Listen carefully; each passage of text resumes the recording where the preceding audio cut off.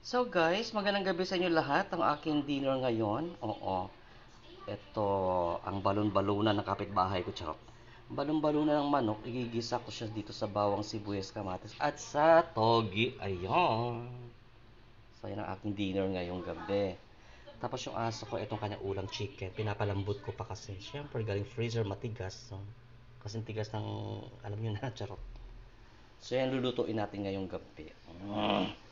Charot. Ah. Ginigisan ako natin ang sambayanan. Charot. Gisa na natin ng konti para lumabas yung, oo, lumabas yung aswang. Lumabas yung, ano tawag nito, yung katas ng kamatis na. Oo. Kala nyo kung anong katas, ha? Charot. And then, after that, uwian na. Charot. After that, ito na. The gizzard. Let's pour it in the heavenly.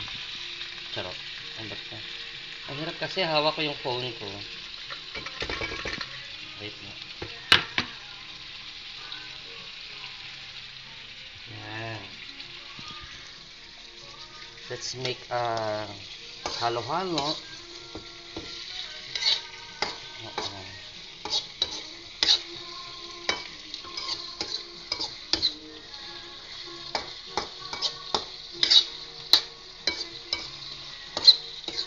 Isang kilo tong gizzard na binili ko. Kaya lang, syempre madami.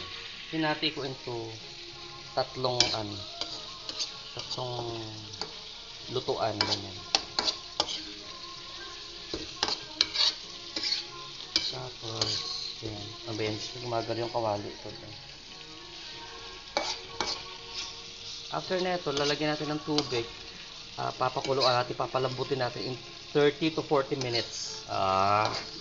Kasi matagal lumambot itong gizzard na yun. Ganyan na. Matagas itong lagay ng tae ng manok. Tae talaga.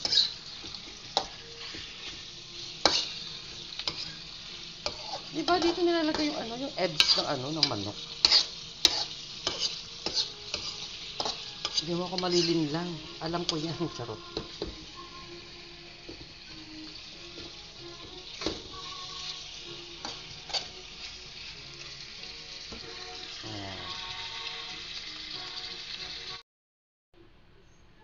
Yun na, papakuluan natin ito in 35 to 40 minutes. Ayan, para lumambot siya. And then, ilalagay na natin itong togi.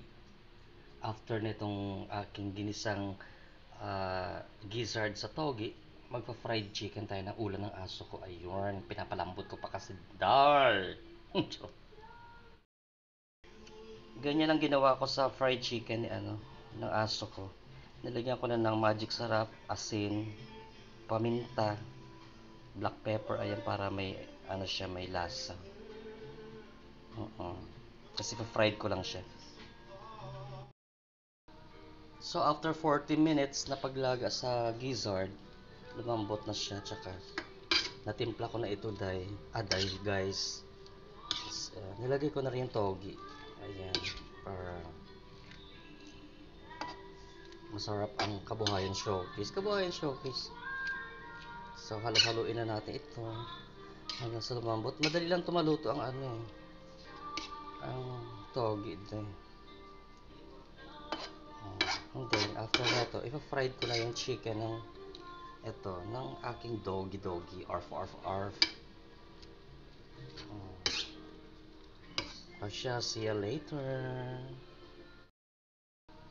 So after 40 minutes na paglaga sa gizzard, lumambot na siya, tsaka natimpla ko na ito dahil guys. Nilagay ko na rin yung togi. Ayan, para masarap ang kabuhayan showcase. So halo-haloin na natin ito hanggang sa lumambot. Madali lang tumaluto ang ang togi din. And then after that, ipa-fried ko na yung chicken ng aking doggy. Arf. O siya, see you later. Tatlo pala yung naluto ng fried chicken ng aso ko. Nagmamadali siya. Ayan, ayan na siya. Ayan, gusto niya kumain daw. Eh, may dalawa pa dito. Pakain ko na sa kanya muna i-test.